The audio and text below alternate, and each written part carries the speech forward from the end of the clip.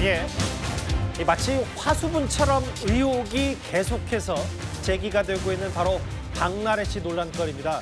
최근에 박나래 씨가 옛 매니저들을 횡령으로 추가 고발하면서 이제 법적 다툼이 본격화됐는데요. 그런데 지금부터 사진 한 장을 만나볼 텐데 이게 글쎄요, 새 국면인지 모르겠지만 또 다른 차원의 논란거리입니다. 허주연 변호사님. 일단 저게 과거 박나래 씨의 SNS에 올라온 저 사진인데요. 박나래 씨가 저 왼쪽에 있는 옛 매니저로 추정되는 여성에게 명품 시계를 선물하고 그걸 마치 이제 축하하고 자축하는 인증샷인데 이게 지금의 법적 대응, 옛 매니저의 공방과 비교적 관련이 있으면 있다고 봐야 되는 겁니까? 지금 박나래 씨 측에서 올린 이 사진이 박나래 씨와 전 매니저 간의 어떤 갑질 의혹 또는 갑을 관계에서 박나래 씨가 전 매니저들에게 굉장히 가혹하게 대했다. 이런 주장을 반박하는 일종의 사진으로 읽히게끔 할 수 있다는 생각은 듭니다. 그렇지만 그렇다고 하더라도 이렇게 명품 시계를 사주고 그러면서 또 직장 내 괴롭힘을 하고 했다고 해서 이 두 개의 사실이 어느 정도 참작은 될 수 있을지언정 그 직장 내 괴롭힘 행위가 뭐 특수상해라든가 이런 것들에서 아예 범죄 사실이 없어질 만큼은 당연히 아니거든요. 별개로 평가돼야 되는 부분이고 다만 이둘의 평소 관계가 어땠는지에 대해서 좀 집중해서 확인할 수 있는 부분이라는 생각이 들고 또 이 사진의 진위 여부도 파악이 돼야 되는 부분이고 특히 지금 전 매니저로 추정되는 이 명품 시계를 자랑하는 듯한 이 여성이 여성들이 주장을 하는 것이 급여를 제대로 지급받지 않았다라는 부분인데 근로기준법상 급여는 직접 전액 정기 지급을 원칙으로 하고 현금으로 모두 다 지급을 해야 됩니다. 그렇기 때문에 설령 박나래 씨 측에서 이런 명품 시계라든가 이런 것들을 선물을 하면서 어떤 일에 대한 대가를 주었다라고 주장을 한다고 하더라도 이 부분은 여전히 매니저들의 주장이 맞다면 급여로 대체가 될 수는 없는 부분이거든요.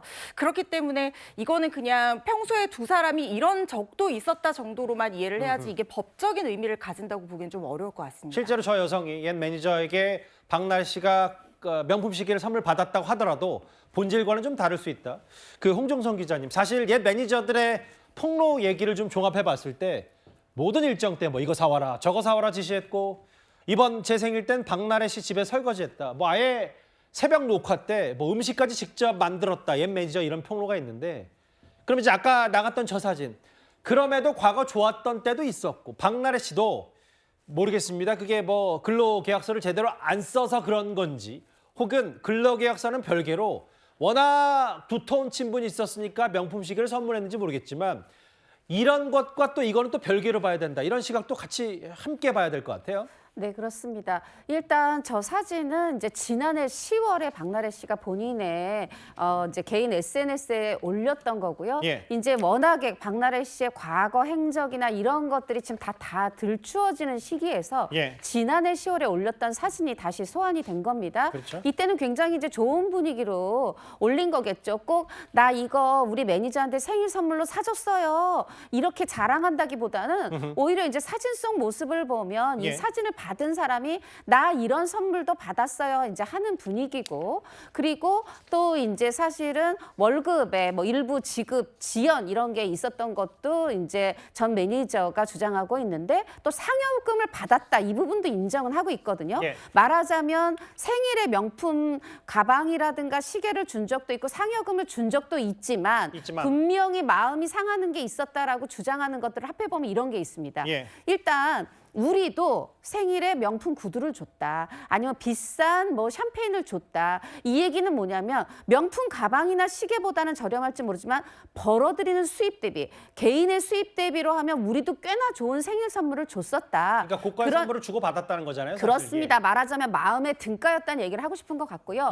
그런데 오히려 서운한 걸 얘기하고 있어요. 뭐냐면 지난해에는 이렇게 명품 선물 줬는지 모르지만 올해는 내가 이제 그 혼자 사는 예능 찍고 그다음에 병영 갔다가 박나래 씨 집에 가서 설거지했다는 거예요. 본인 생일이어도 뭐 예를 들어서 혼자 사는 예능 촬영을 간다든가 이런 건 일정일 수 있지만 내가 집에까지 가서 설거지를 했다. 그리고 올해는 생일 선물이 없었다. 예. 이런 부분에 있어서 마음이 상했다. 말하자면 그전에는 서로 주고받았다면 이번엔 나는 그러지 못했다. 예. 이런 거를 호소하고 싶은 것으로 보입니다. 사실은 근데 좀 더 본질로 가봐야 될 게 이제 선물 교환과 과거에 좋았던 때보다 옛 매니저들이 폭로하는 게 이제 박나래 씨 갑질뿐만 아니라 왜 박나래 씨가 우리 소속사에서 일도 하지 않은 당시 남자친구에게 꼬박꼬박 돈을 줬냐, 월급 형식으로. 이 부분을 지적했거든요.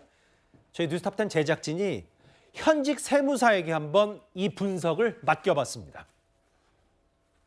급여라는 것은 반드시 현장에 꼭 근무를 해야만 급여를 지급하는 건 아니에요. 중요한 것은 역할이죠. 대표이사는 직위만 갖고 있으면서 급여를 받았다고 한다면은 사실상 가공경비라고 볼 가능성이 높습니다. 근로를 제공하지 않았음에도 불구하고 급여를 받았다는 것 때문에 급여가 부연당한다는 거죠. 이 정도 같은 경우는 국세청에서 조세범 처벌법으로 처벌하지 않기 때문에 세금 추징한 걸로 끝을 내기 때문에요. 그래서 형사상 문제는 안 되는 것이 지금까지는 관례입니다. 가공으로 그렇게 경비 처리해 주시는 경우는 국세청에서 전부 다 AI 기능으로 그것이 다 체크가 되니까 절대로 가공으로 경비 처리를 안 하셔야 되고 옛날처럼 그 얼렁뚱땅 넘어가질 않아요.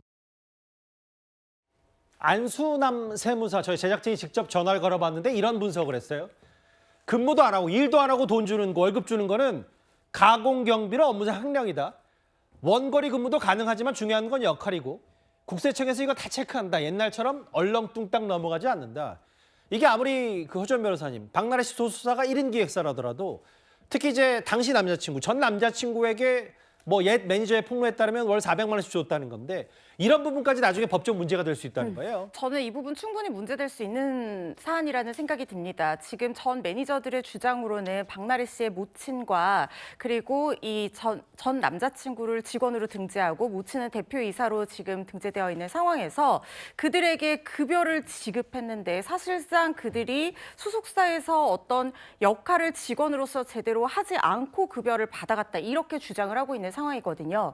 특히 이런 연예 기획사 같은 경우에는 설비라든가 뭐 물적 자본이라든가 이런 게 정기적으로 들어가지 않기 때문에 비용 처리를 하는데 굉장히 중요한 요소가 바로 인건비입니다. 예. 그러니까 내가 어떤 돈을 벌어 들여서 거기에서 예. 경비를 제외한 나머지 순소득을 가지고 세금을 내야 되는 것인데 인건비를 많이 지출했다라고 하면 당연히 세금을 내기 위해서 잡히는 과세 표준이 줄어드니까 세금도 줄어들 수밖에 없거든요. 예. 그래서 이런 식의 편법을 쓴 것이 아니냐라고 주장을 하고 있는 상황으로 보입니다. 예. 그런데 아까 세무사님 말씀하신 것처럼 지금 어머니 같은 경우에는 목포에서 식당을 하는 것이 공개가 됐던 적이 있었거든요. 그러니까 누리꾼들도 이렇게 원거리에서 어떻게 소속사 업무를 볼 수 있었냐. 대표이사로서 제대로 역할하고 급여 받아간 게 맞냐 이렇게 묻고 있는 거고 예. 전 남친이 어떤 이력을 가진 어떤 인물이길래 소속사에서 직원으로서 무슨 역할을 한 것이냐 이 부분에 대해서 의문을 제기를 하고 있는 겁니다. 그런데 만약에 박나래 씨가 이 어머니와 전 남자친구가 실제로 회사에서 일을 했고 그리고 그 업무 일지들로 실제로 일을 한 것을 입증을 할 수 있고 또 출퇴근 기록부가 있다라던가 아니면 어떤 일을 했는지에 대해서 그 이력과 채용 과정에서 투명하게 소명을 할 수 있다라고 하면 이 부분은 조세범 처벌법 위반이 되지 알겠습니다. 않겠지만 만약에 이걸 입증 못한다고 하면 조세범 처벌법 위반뿐만 아니라 준 급여는 업무상 횡령 행위가 될 소지도 충분히 있어 보입니다. 그러니까 장현주 변호사님, 이게 좀 중요한 부분일 수 있어서 정리를 하자면 이게 사실 고소하고 맞고선 상황인데 옛 매니저들이 이제 박나래 씨를 고소하면서 그러니까 특수상에 뭐 폭력이 가까운 그 발언을 했거나 뭐 이런 부분과 횡령, 그러니까 이 소속사에 제대로 일도 안 하는 박나래 씨의 친인척들, 측근들에게 돈을 줬다는 이 부분. 근데 저게 만약에 지금 의료 문제 혹은 불법 의료 문제와는 별개로 저렇게 얘기가 나온다면 충분히 한번 다시 다퉈볼 부분도 있는 것 같아서요. 그렇죠. 이미 고발이 되었기 때문에 이제 수사에 돌입을 했을 것으로 보이고 이제 관련된 사실관계는 수사기관의 수사를 통해서 아마 확인이 될 것으로 보입니다. 서로 이제 맞고발, 맞고소가 계속되고 있는 법적 공방이 치열해지는 과정이기는 한데요. 예. 지금 뭐 세금 문제라든지 이런 부분이 단순히 세법과 관련된 문제뿐만 아니라 더 나아가서 만약에 횡령의 문제가 제기된다라고 하면 사실상 이런 건 경제범죄이기 때문에 수사기관에서도 관련된 정황들을 엄중하게 수사할 할 것으로 보이고요. 예. 특히나 이런 부분 같은 특히 이제 횡령이라든지 이런 경제 범죄와 관련된 이제 혐의들 같은 경우에는 예. 돈을 따라가다 보면은 이 사실관계를 파악할 수가 있거든요. 예. 아마 수사기관으로서는 계좌를 추적한다든지 뭐 돈이 오고 간 과정이라든지 이런 부분들을 확인하면서 횡령 혐의가 있는지를 확인할 것으로 보입니다. 그러니까 정확한 핵심은 이겁니다. 지금 나오는 것처럼 박나래 씨의 모친, 어머니가 뭐 1인 기획사 소수사 대표였거나 혹은 과거 남친이 어떤 직급이 있었다고 하더라도 실제로 이 일을 투명하게 하지 않았다면 이거는 횡령 소지가 있다.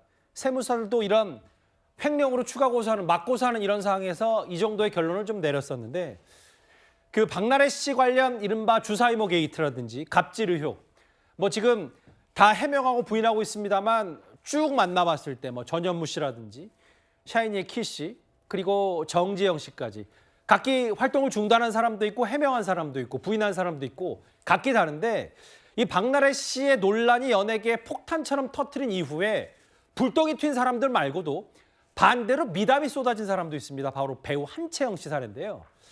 홍정성 기자님, 한채영 씨는 과거 옛 매니저들과 어떤 사이이기 때문에 이런 얘기까지 다시 소환이 된 거예요?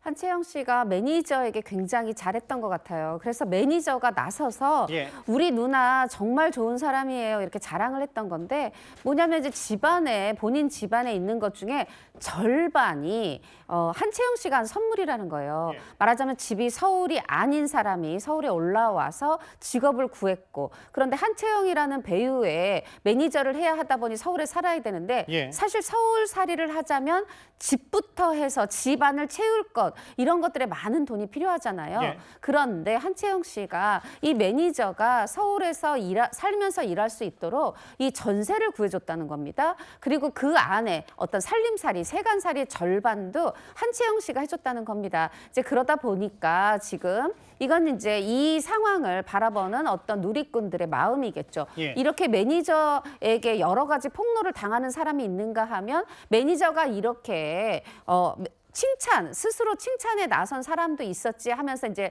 지금 비교, 대조를 하고 있는 상황인데요. 예. 저는 이제 이 부분에서도 한채영 씨가 다른 게 아니라 말하자면 비용식이 아니라 법무법인의 돈이 아니라 개인 돈으로 선물을 하고 개인 돈으로 전세를 구해줬으리라고 믿고요. 또 그렇기 때문에 이렇게 미담으로 회자가 되고 있습니다. 알겠습니다. 과거 박나래 씨의 SNS 매니저로 추정되는 사람과 찍힌 명품 얘기까지 소환이 될 정도로 지금 횡령 혹은 이 명품 월급 근로계약서 이런 화두들이 지금 쏟아지고 있습니다. 저희가 현직 세무사에게도 직접 의뢰를 맡겨봤습니다. 10위였습니다.